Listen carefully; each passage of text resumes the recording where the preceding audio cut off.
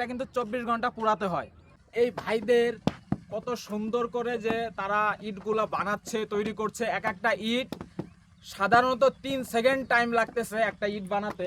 এক একটা ইট বানাইতে আপনাদের তো অনেক পরিশ্রম হয়। এক একটা ইট বানাইতে কত সেকেন্ড টাইম লাগে? একটা ইট বানাইতে সেকেন্ড লাগে 3-4 সেকেন্ড না? 3 থেকে 4 সেকেন্ড লাগে। তারা এই ইটের ভাটায় রাত 3টা থেকে সকাল 7টা পর্যন্ত ডিউটি করে, রোদ বৃষ্টি উপেক্ষা করে তারা এখানে কাজ করে। তাদের কতটা কষ্ট হয়, কতটা ধৈর্যের কাজ আপনারা অবশ্যই নিজের চোখে দেখতে পারতেছেন। কিন্তু প্রসেস তৈরি করতেছে।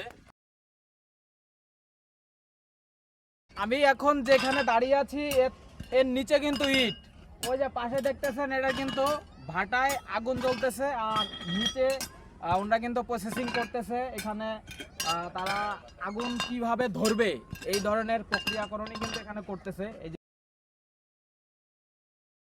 কারণ হচ্ছে এই ইটটা কতক্ষণ সম্ভবত আপনারা পোড়ান? 24 ঘন্টা। 24 ঘন্টা দিন রাত পুড়ে 24 ঘন্টা পর আপনারা বের করে ফেলান। তো বন্ধুরা, এই যে ইটটা দেখতেছেন, এই ইটটার প্রক্রিয়াকরণ আপনাদের তো দেখালাম। এই ইটটা কিন্তু 24 ঘন্টা পুরাতে হয়। তো তাদের যে পরিশ্রম, তাদের যে ধৈর্য, সেটা কিন্তু আপনারা বুঝতে পারতেছেন কতটা কষ্ট করে এই ইটগুলা বানাতে হয়।